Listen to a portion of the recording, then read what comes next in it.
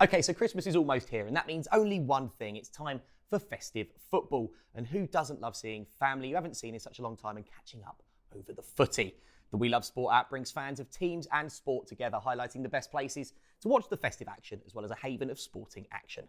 Download the We Love Sport app via the link in the podcast description, or simply search We Love Sport on your preferred app store and get in on the action now. It is, of course, time for festive football. Welcome to Benjamin Bloom and welcome to Buvey as well. Chaps, thank you very much for joining us. It's very festive here. Do you like Christmas? I love Christmas, although we were talking earlier about getting drowned in football. Yeah. So I suspect 3 or 4 days in, I'll be slightly overwhelmed by the sheer volume of games. Well, Buvey, is that a problem for you as well? There is so much football on telly all the time anyway these days, let alone over Christmas. Do you struggle to keep up? No, I love it, mate. To be honest with you, I think more football is better for everyone. I think it's just entertainment. You know, Okay. I love the game. City plays so many games anyway. We're usually in every competition at this point, and it's just a lot of football. I love it. Yeah, I do love it. Oh, really? So, Ben, what are your kind of Christmas football traditions? I always go on Boxing Day. Is that something you like to do as well? Yeah, since I've been doing this as well, I did 2 games in one day, Boxing Day. I managed to get from Brentford for the lunchtime to Reading for the evening one. Generally, though, it's normally trying to pick out the away game on either the Boxing Day or that weird one in the midweek. But the one I always remember is I was dating this girl, and at Christmas, she had 2 sisters, and both their brothers came down, and Ipswich were playing Chelsea, okay? And all 3 of us, I thought, were going to the game, but the other 2 brothers had basically concocted this story so they could go to the pub all afternoon, get away from both their misses. So I go to the game, and I'm all giddy, because this is when Ipswich were good, and they drew 2-2 with Chelsea, and we come back, and they still didn't tell me, and I'm giving these 2 guys who've been in the pub all afternoon this, what do you think of this, and what about that, and when that goal went, and they're going, and at about 8 o'clock that night, they told me. So my memories of Christmas football are trying to cover for 2 itinerant brothers lying to their missus. 100%, yeah. I can relate a bit. Well, no, actually, I can't relate. I'm on about crazy Absolutely not. What do you mean, hiding in the pub all day from the game? A little bit, yeah. I think as a City fan, I think actually since the kind of the takeover, especially in the Guardiola era, City during Christmas, very professional, almost sterile. I hate to say it, but a lot of very positive results, but kind of 1-0s and 2-0s. We beat Newcastle on the start of our very good run at the back end of last calendar year. I think some of the most memorable moments as a City fan before the takeover under Stuart Pearce, we lost 4-3 to Wigan away at the DW Stadium. It was kind of end-to-end football. I think actually for City fans, a lot of the best Christmas moments or Boxing Day games are actually pre-takeover. Yeah, I do love it. And one of your classic tropes of kind of Premier League football of the last few years is foreign managers getting to their first Christmas in the Premier League and then being furious. What is this? Yeah. Then going, this is outrageous. It's like, well, you did see the schedule when it came out in the summer, And Guardiola used to do that as well. Do you think he's learned to cope with it a bit better? I think he has, yeah. Look, he's obviously lucky he's got maybe the biggest squad, biggest and best, most expensive squad in Europe. We all know that. I think he managed it really, really well. I think his rotation, I think obviously we all know that, the front 6 ahead of the back 4 for City can almost play in any position. So you can slot in De Bruyne, Gundogan, Sterling, obviously Sane back in the day. They could all play in a variety of positions. And under Guardiola, I think this kind of period of playing 2 or 3 games every 10 days, throughout the Christmas kind of festive period, we're very successful. We do get a lot of, 3 points, to be honest. So it's not too bad. And Ben, do you tend to brave it says the classic, the New Year's Day game? So when you've got a season ticket and those fixtures come out, you're praying it's either New Year's Eve or New Year's Day. It's going to make a real difference to your Christmas. If you get to go, if it's New Year's Eve, you're like, what a laugh. So for me, it's like, go to the lane, watch the game, go out New Year's, or it's just like, New Year's Eve, then get up and shake all the way. I've got another dog in a different fight though, because I'm a musician. I'm always working on New Year's Eve. So it then normally flips onto FA Cup 3rd round a week later. But unfortunately, going to what you say, that one is circled on the calendar now as, right, first teamers having a rest on FA Cup 3rd round day. It's really interesting to listen to what you're saying about the calendar, because the EFL, because of the TV, actually calms down in December. Yeah. That's what you described all season, Saturday, Tuesday, as Mick McCarthy would say. And then it actually calms down, but then we get that mad run through January and up to April.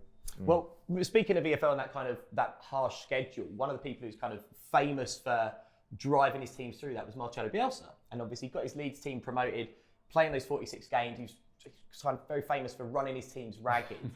What's going on with them at the moment? Because he's really, really struggling in the Premier League.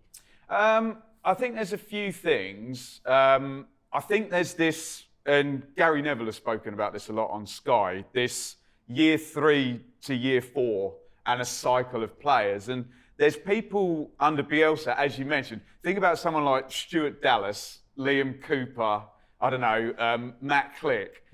They've done the whole cycle of the 2 championship seasons, the COVID season with the weird break as well. So I think there's a bit of that.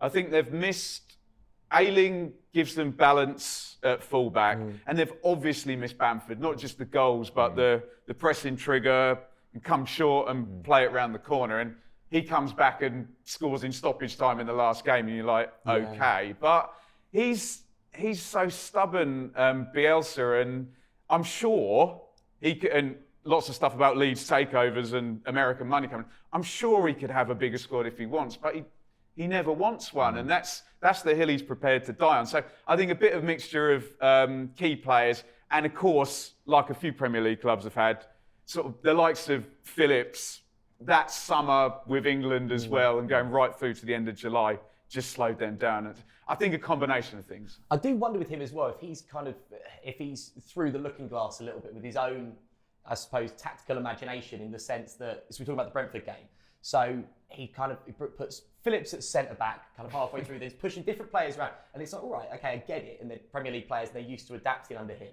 but they're still probably thinking, play me in my best position, boss, kind of thing. He's very, very, I remember Brian Clough basically arguing that any player should be able to play any position.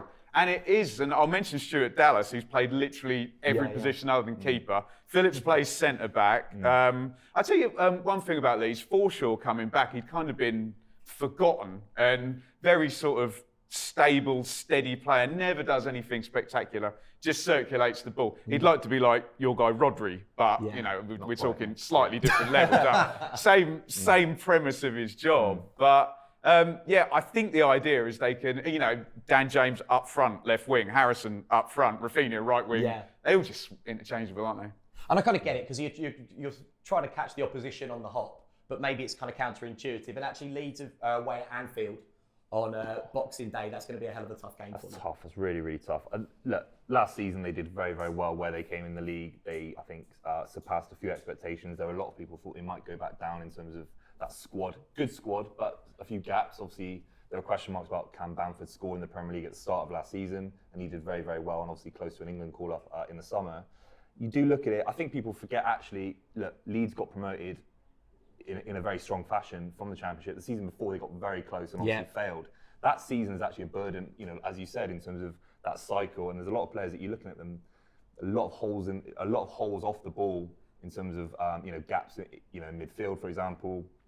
I think it's down to energy. I think it's down to fitness for a lot of these players. I see a lot of burnout. And so Bielsa's got to maybe bring in a couple of players in January and try and refresh that squad, in my opinion. And speaking of Liverpool, Jota, Salah, Mane looking absolutely electric at the moment. Are you looking at them, or are you looking at Chelsea when you're thinking about your rivals for the title? I think I look at Chelsea in a one-off game. I look at them in cup competitions. They obviously beat us in the FA Cup. Obviously, they beat us in the Champions League final. I look at them as maybe the best 11 that can go and do a job in any stage of a competition. I do worry about I don't worry. I don't want them to do well. Obviously, Not worried if I was a Chelsea fan, I would look at their kind of how free-flowing they are. There are moments where they're not scoring enough goals, in my opinion. Lukaku's not, had the best 10 or 11 games. I look at Liverpool far more, they're more of a league side, in my opinion. How they got 99 points to win the Premier League only a few seasons ago. Chelsea haven't done that under Tuchel yet. Klopp's still there, same spine of that team that have been rivaling City for Premier League titles for the last 3 or 4 years. And I'm glad you mentioned Lukaku, actually, because Tuchel obviously he's recently come back from injury, and Tuchel wanted a centre forward to kind of bounce the ball off a little bit. But actually, during his time at Inter Milan, Romelu Lukaku became much more than that as a player, and I wonder if Tuchel's maybe kind of limiting what he can do.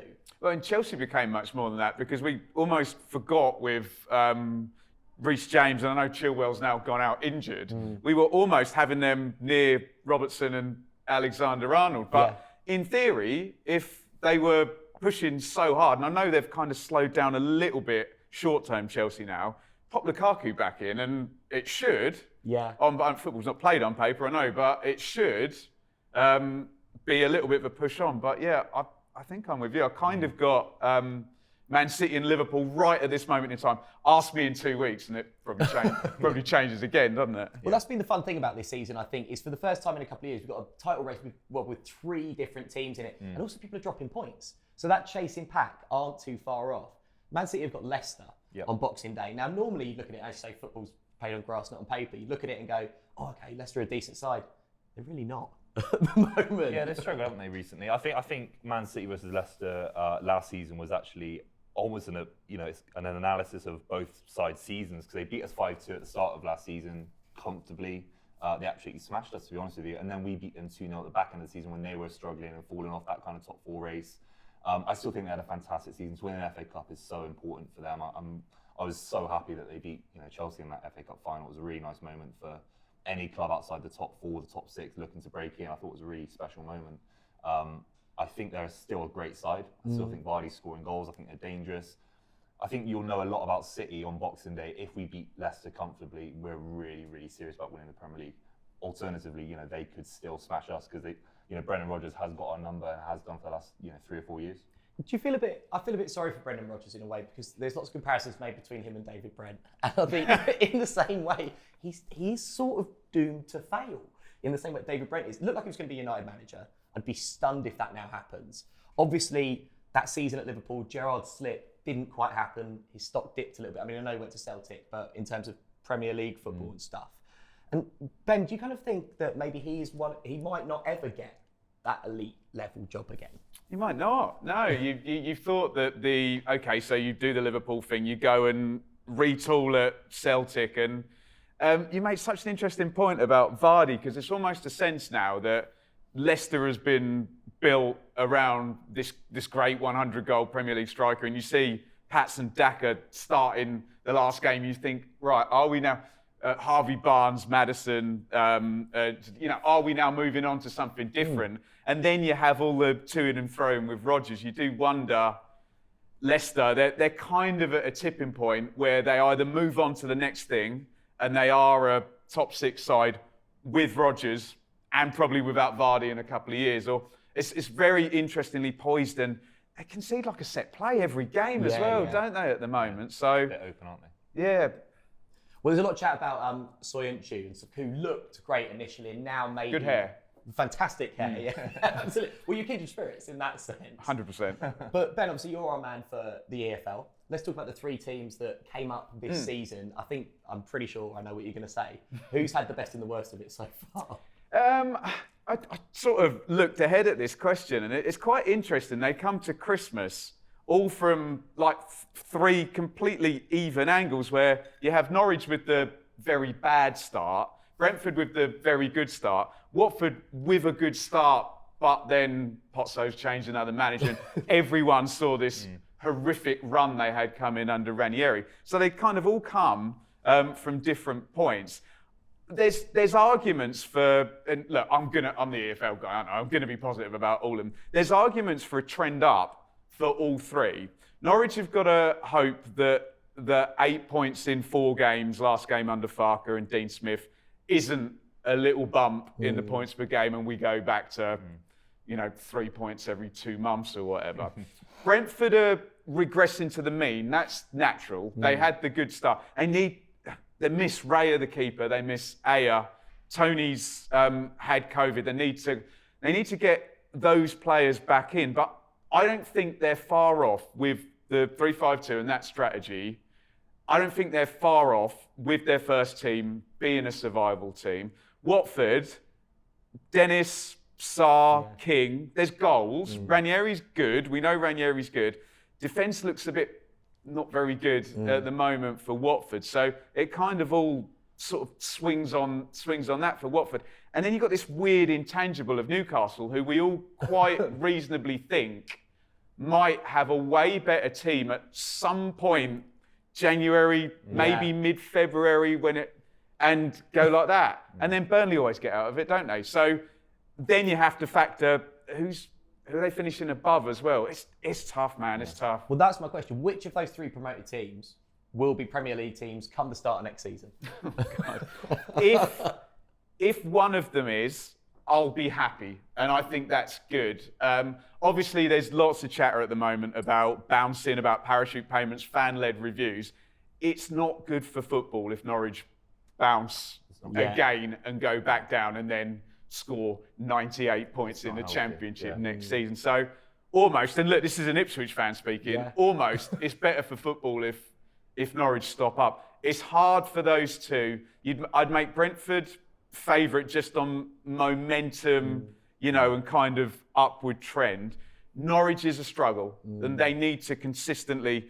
Norwich, when they're in a good circumstance in a game, need to win the game. And I know that sounds like stating the bleeding obvious, but 0-0-0, 1-0-1, they'll go down, weren't they?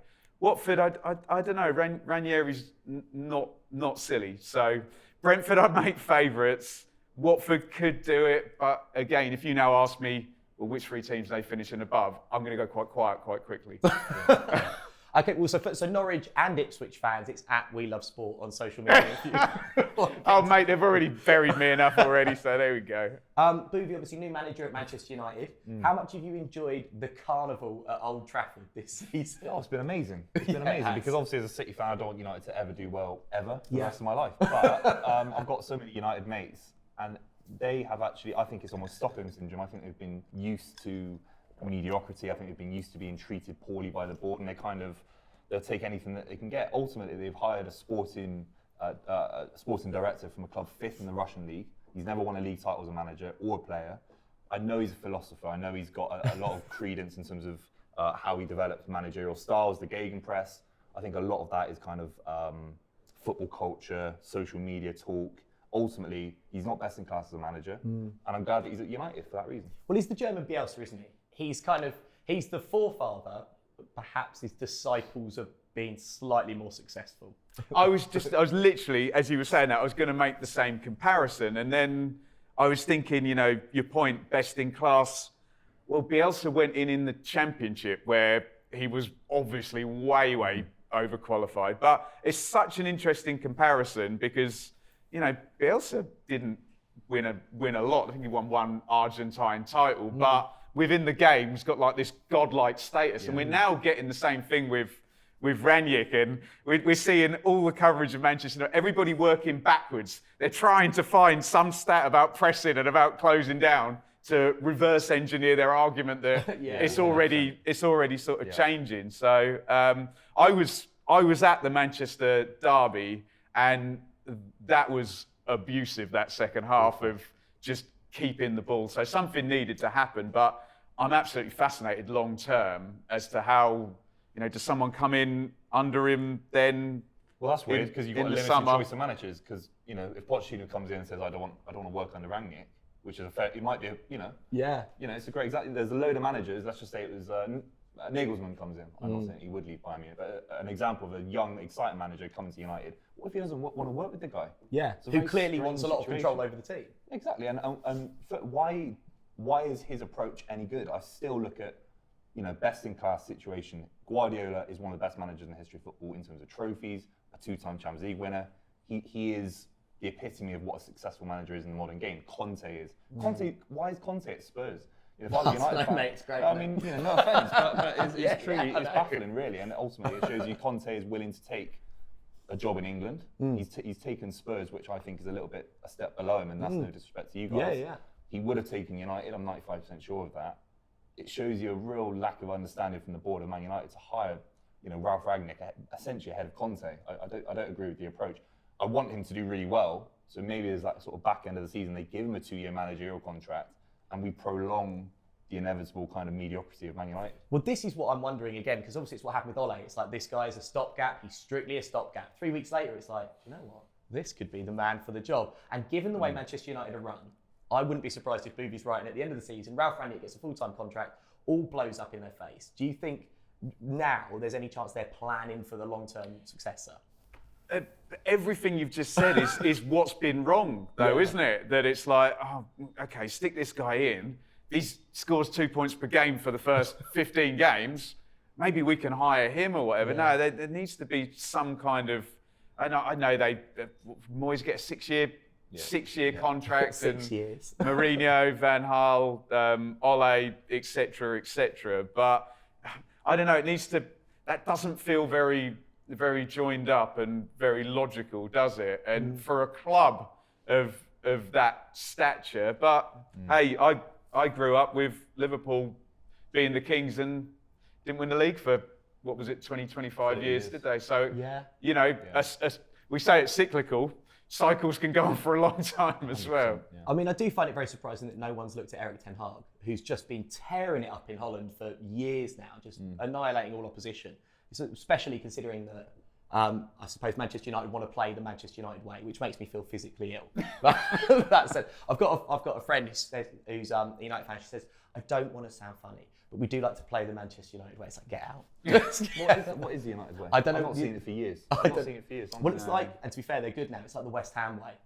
Can you just tell me what that is? You have Big Sam's quotes about the West Ham way. Very funny. What did he say? Exactly. You know, what is this? And look at the big picture. Look at the results. And I think the problem is that Ferguson was such a weird outlier that you shouldn't judge the setup of any club on Ferguson, who was this one-man force of nature. And then you say, what was that? Well, it was Cantona, and then it was counter-attack, and then it was Beckham, Keane, Giggs, Scholes, and then it was Veron and Van Nistelrooy, and then it was Rooney, Ronaldo, and Tevez.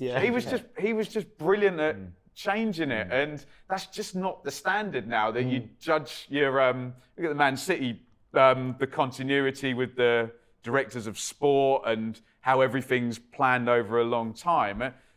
Maybe Ferguson is like the best thing at the time to happen to Manchester United, but to judge it by that standard now feels odd. But I can understand Man United fans doing that. Yeah. Of course, because football fans, you kind of get used to it and you think that's the way I suppose that's one of the great cruel ironies of football, is you get comfortable. So when your team's awful, you're like, we're going to be awful forever, mate, don't worry. And then when you're good, you're like... Well, Joe, my club had Bobby Robson for 11 years. Look at the Ipswich success. Alf Ramsey. Bobby Robson. Everything else. And it's like, there's a certain time where you've got to say, that's not the norm. That was a period of overly, maybe unsustainable. Maybe it's not fair to say that it's unsustainable. It's Manchester United, for God's sake. But do you see what I'm saying? Yeah. Well, I said to a friend quite recently, because we were talking about Spurs, and I said, oh, well, in the 1 year period, January to December, in 2016-17, Tottenham were the best team in the country. And he was like, no one cares, because that's not the football scene. And I was like, oh, you're so right. But that's what you do as a fan. You kind of grasp onto anything. Buvey, we touched on West Ham very briefly. Do you think they've been the story of the season so far? Yeah, very impressive. I think even the Europa League group, where they've taken that seriously, which is all credit to them. I think at the back end of the season, might look back at that and say that might be a bit of a mistake, but you can only win the games that are in front of you. They came to Etihad a few weeks ago, and they always tend to play in reserve. They do look at City, I think sometimes Chelsea, United, and they don't pick up the results against the Big Six that I think that they warrant based on how good they are. If they want to break into the top 4 this season, which I think they've got a very good chance of doing, they're going to have to pick up more results against the top 6. And when they played against us, they played very, very negatively. And Jared Bowen didn't start it, I don't think, against us. Sometimes his sort of performances are limited against the Big 6, and he's kind of made way for another defender in a back 5 sort of situation. Very impressive, though. I really want them to break the top 4, them or Leicester, for sure. And it's a real rehabilitation for David Moyes, isn't it? Oh, God, absolutely. We mentioned a 6-year contract. I think that only finished last week, didn't it? The Man United contract. But, yeah, and I should wave my EFL flag for West Ham, Bowen, Ben Rama, Cresswell, Dawson. They have shown, and as much as the Premier League sometimes, in the words of Christian Purslow, is the goose laying the golden egg, look at where half the players for some of these teams have come from and played. So I do like that about West Ham, although I do totally accept your point that maybe then in a Big 6 context, you do need your Rice and Souček alongside those players. Yeah. But no, Moyes has done fantastically. God, I was on a Sunderland podcast the other day, and I tell you what, if you want to go down like a fart in church on a Sunderland podcast, mention David Moyes. I got cut off as quickly as I could. But it's funny, isn't it? Because it's like, I think a lot of young fans kind of watch the game, and I'm interested in the point you touched on about kind of players coming from the EFL, and they think, okay, well, why should the Premier League and Premier League clubs help further down the football pyramid? That's exactly why. Because without those leagues below, we're not just talking Championship, we're talking League One, League Two, National League, all that kind of stuff, down to the grassroots system. That's why there is no Premier League. Well, look at the golden generation. Beckham went to Preston, didn't he? Lampard went to Swansea. Defoe went to Bournemouth. Terry went to Forest. Ashley Cole. Do you know what? I saw Ashley Cole play for Crystal Palace, and he was playing left wing. And I had one of those moments where this was still in the days when you bought a programme as well. I didn't check my phone. And I'm like, who's that guy? Ashley Cole. On loan from right, okay, I get it. do you know what I mean? But yeah, they all go through that route through the EFL, don't they? So Ben, Chelsea-Liverpool, that's potentially a massive game for City, depending on what happens there. Which way do you see that one going in January? Well, he's going to say draw. I can tell you that. I can tell you that one beforehand, because these are the ones, aren't they, where maybe, like you said, 2 or 3 points in between the teams. They might be the games that decide it. The head-to-head. We had the game earlier in the season where Chelsea were impressive in going down to 10 men and not losing the game, weren't they? So normal logic goes, go there, draw the away game, try and win the home game. I don't know. I think I've got Chelsea jest, but with the acknowledgement that if Salah does what he wants and if he turns up on that day, he wins the game by himself, doesn't he? So yeah, 100%. Yeah, how do you see it going, Buvey? Look, I think Liverpool, for me, I still prefer how they play to Chelsea. Almost at points of season, I've been watching a lot of Chelsea games. I still don't like the way they play. And I'm not trying to be salty based on how they beat us in the Champions League final. I genuinely don't like how they control midfield. It's a lot of swinging balls into the back post for me. I don't quite enjoy how they play. I'd like Liverpool to beat them, take 3 points off of them, as opposed to, obviously, we're all going to be talking about a 0-0, hopefully.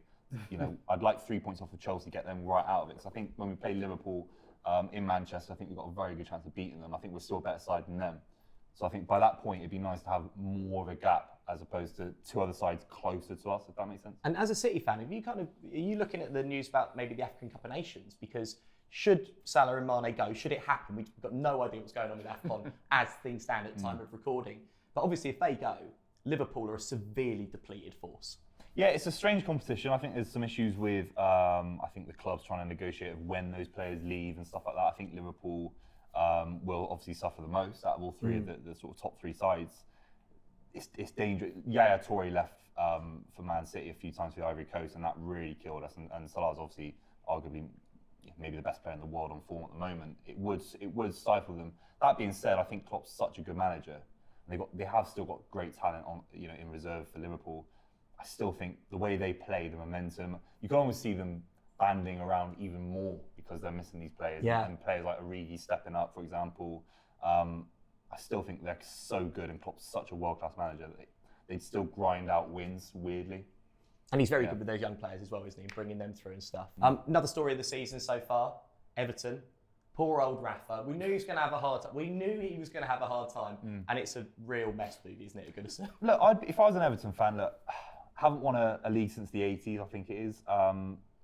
When Man City brought in Mark Hughes, I was in no position to say, well, he's a Man United legend. I don't want him at the club. Because he was a great manager for Blackburn Rovers. He's a fantastic figurehead for the club at the time. Obviously, he didn't last very long after the change of ownership.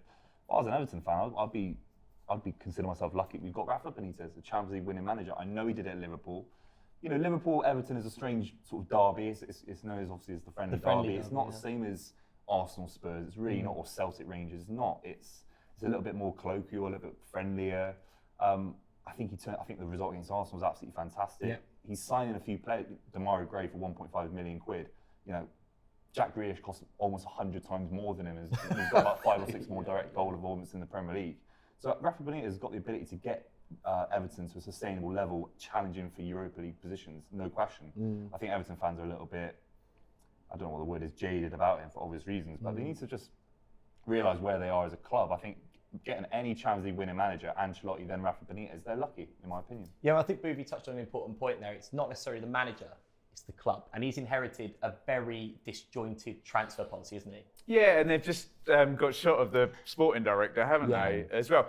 In deference to Rafa, at points this season, and they've been the best players, Calvert-Lewin, Richarlison, Decore, Yuri Mina have all like been out and at the same time. But yeah, you're right. It translates further back. And we're talking about Leicester, and Leicester have transformed into this club that sign players for 35, 40 million, and they're good. Everton are also signing players for 35, 40 million, but they're not Maguire, who they're then selling on for 80 million, or Tielemans, who will be sold on for a small fortune. It feels like Everton have maybe spent some good money after bad, I think. Well, Everton are the club in European football. If you look around and think, I want £30 million for my bog standard central midfielder, I know who to speak to.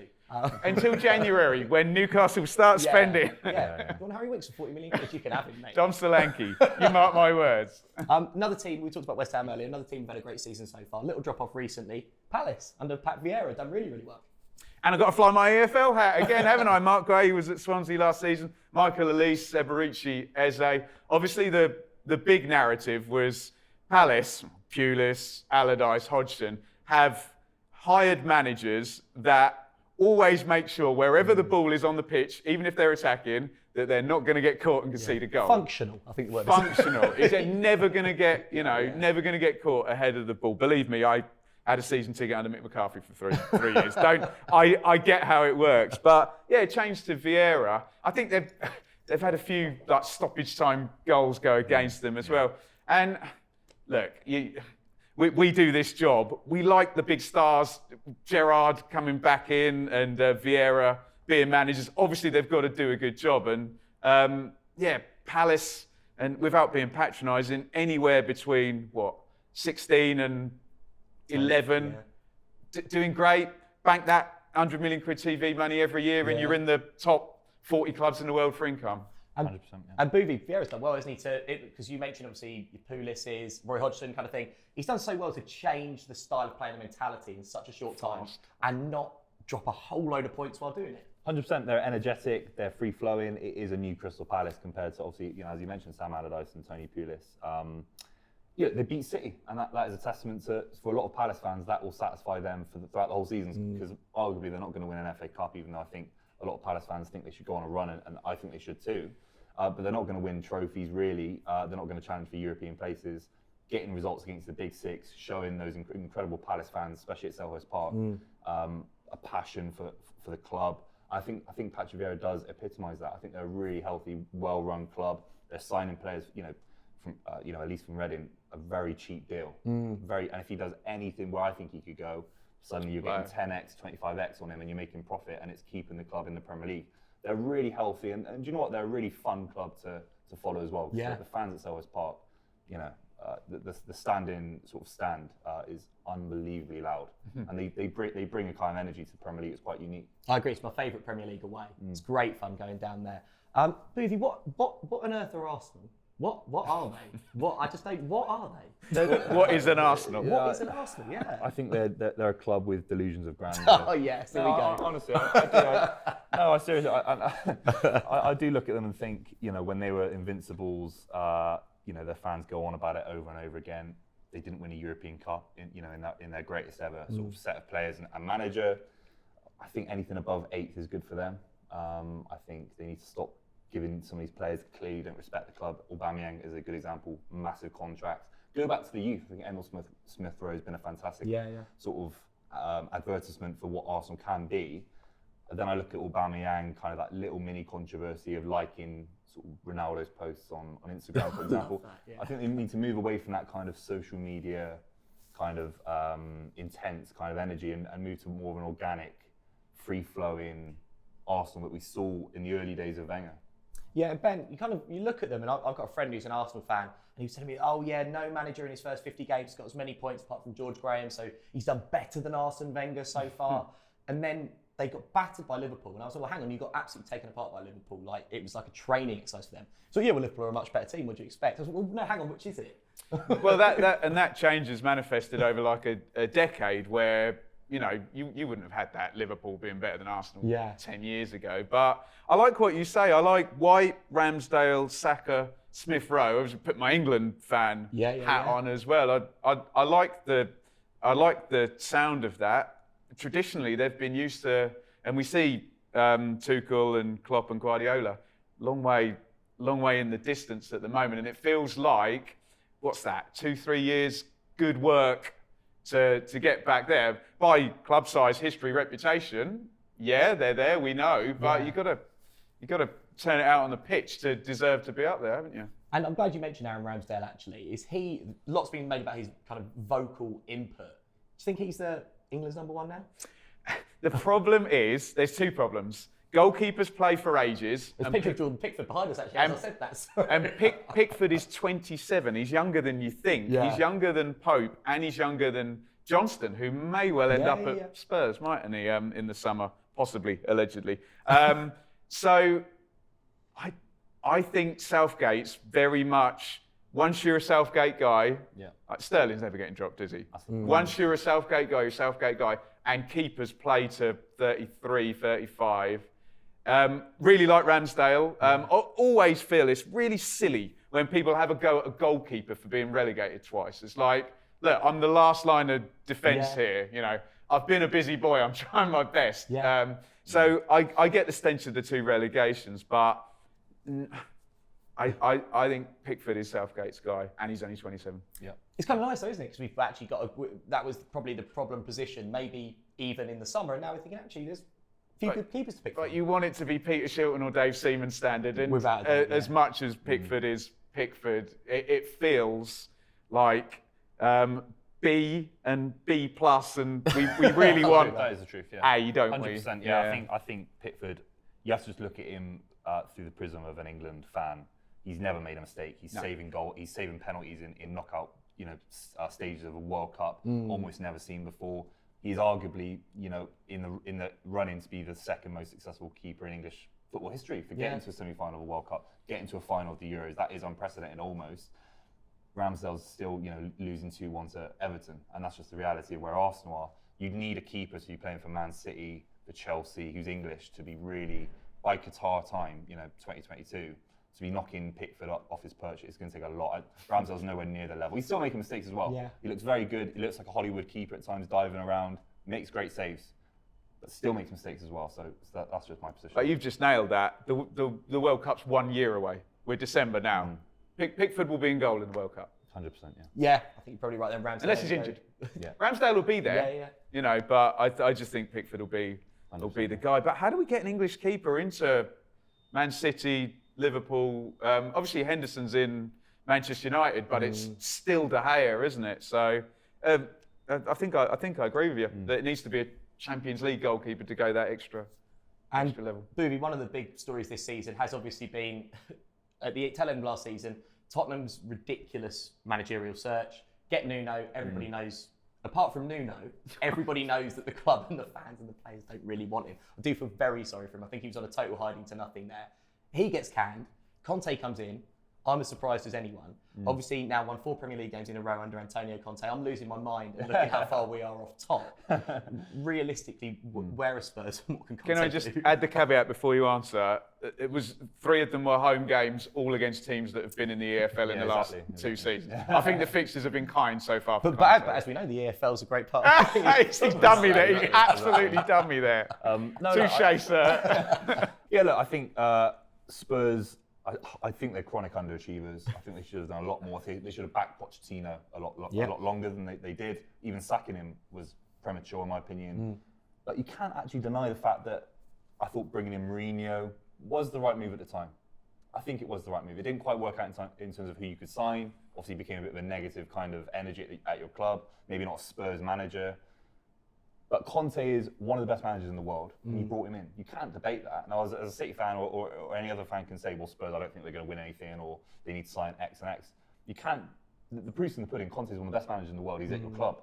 That gives you something. Now, in the summer, if you can spend 250 million quid and it's smart money, maybe a right wing back, maybe a couple of midfielders, maybe someone to back up Kane, who says you can't go on a run and win the Premier League the following season? It'd take a lot. It would take a lot. But Conte, the proof's in the pudding with Conte. He did it with Inter. He stopped, Juve winning.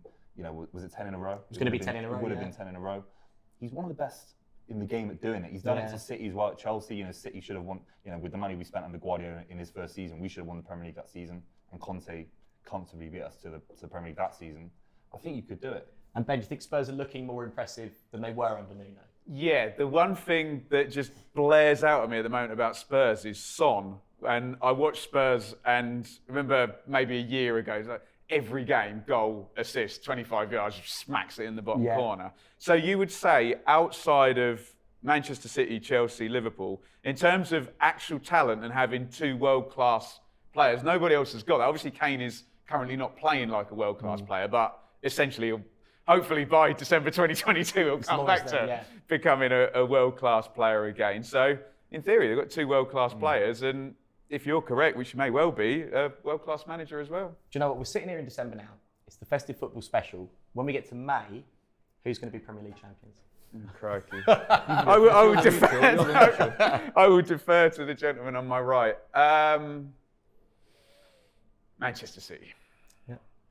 Yeah, I think based on how we performed last season, I still think if we were to play Liverpool or Chelsea tomorrow in a Champions League final, I'd still question gaps in our defence. I'd still question that one-off moment when you really target City, we can look a little bit shaken. You know, that Havertz goal, we didn't retaliate in the Champions League final, we lost 1-0. We sort of bottled it. We did bottle it, as simple as that. But in a league where you can win 5, 6, 7 games 1-0, 2-0, play in a system where Bernardo Silva, Phil Foden, Jack Grealish can all pick up 3 or 4 goals across that period, I still think we're the best team in Europe at winning the league. That's just my genuine opinion about it. I totally agree. And in those games, Man City are winning 1-0. They're viable every game. Big chance, big chance, big chance. Not conceding any big chances. By the way, when I say that, there's a possibility, I don't know what you think, could all 3 teams get 90 points or high 80s as well? And I know you're talking about the chasing pack. Surely there could be like a 10-point gap, couldn't there, this season? This is what I'm thinking. I think there might just be a couple of points in it come 38 games, because it's quite fun, because obviously you've got the silky, beautiful team in City, you've got the functional, efficient team in Chelsea, and you've got the party team in Liverpool, and that could be wildly entertaining for all of us. So Ben, as a football fan, what do you want for Christmas? What do I want for Christmas? Well, you may or may not be aware that Ipswich Town sacked their manager the other day, so I would like a lovely new manager and 5 wins in a row. No, we can't do that before December. Okay, let me give you one. We're on ITV4 in an FA Cup second round replay away at Barrow. Can Ipswich not lose to Barrow on the TV like they did to Lincoln a few years ago, for God's sake? That would do me. And peace on earth. Naturally, Ipswich first, then peace on earth. Buvey, what do you want for Christmas? I'd like a number 9, if that's all right. I don't know if you can bring that to me or not, but I'd love a striker at the club. I still think, I've seen a crazy kind of weird period of football in my life as a City fan. Winning Premier League titles without a striker is almost unheard of in English football. Obviously, we've seen it in Dutch football and Spanish football. A number 9, Erling Haaland for me, not Harry Kane, based on future potential and the kind of even his links to City with his dad and stuff like that. A number 9. I'm not saying it will come in January. Obviously, it would be more of a summer transfer if it was to happen. But I think with a number 9, we look terrifying. We look absolutely terrifying. Well, do you know what, lads? I'll speak to Santa and see what I can do. Just quickly, if you type in #ITFC, there won't be peace on earth if Ipswich keep losing. So the two things are interlinked. Well, listen, Ben, thank you very much. You're very welcome. Buvey, thank you very much. Cheers. And thank you for tuning in to this Festive Football Preview podcast. Make sure to download the We Love Sport app to book your place to catch all the best sporting action.